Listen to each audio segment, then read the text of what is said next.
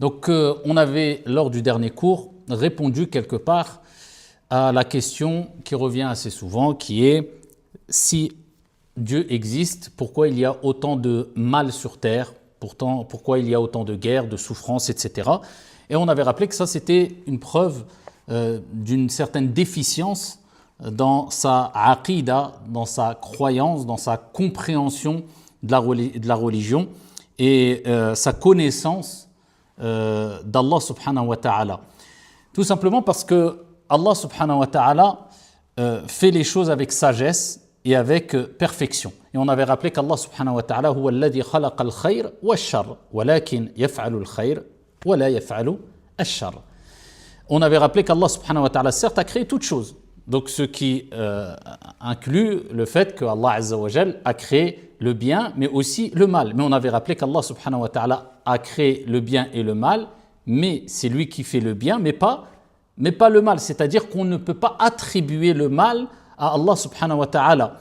Et c'est pour cela que le prophète sallallahu alayhi wa sallam a dit wa sharru laysa ilayk. Le mal ne t'est pas attribué.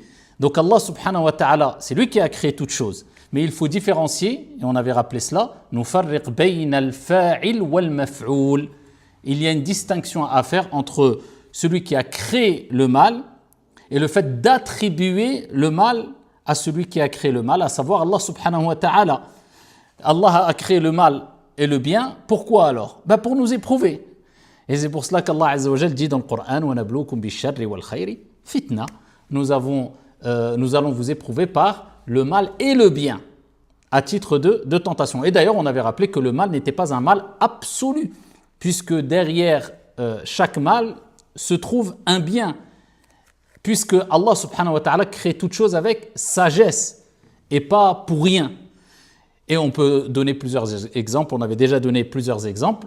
Par exemple, le fait qu'une personne, il lui arrive un accident, c'est un mal. Mais derrière ce mal peut se cacher un grand bien. Il va peut-être relativiser les problèmes qu'il avait dans la vie, il va peut-être se repentir, il va peut-être être plus prudent la prochaine fois, ce qui va lui éviter un accident mortel, etc. Donc ici, ce n'est pas un mal absolu. Donc Allah azza wa jalla a créé le bien et le mal, mais il ne faut pas oublier que c'est l'être humain qui provoque le mal, c'est l'être humain qui fait le mal, qui commet le mal, et on ne remet pas la faute sur Allah subhanahu wa ta'ala chaque fois qu'il nous arrive un mal. Et quand on a compris cela, eh bien on comprend mieux pourquoi Allah subhanahu wa ta'ala a créé le mal, et on peut répondre facilement ici à cette question. Eh bien si Allah existe, certes Allah subhanahu wa ta'ala existe, pourquoi a-t-il créé le mal?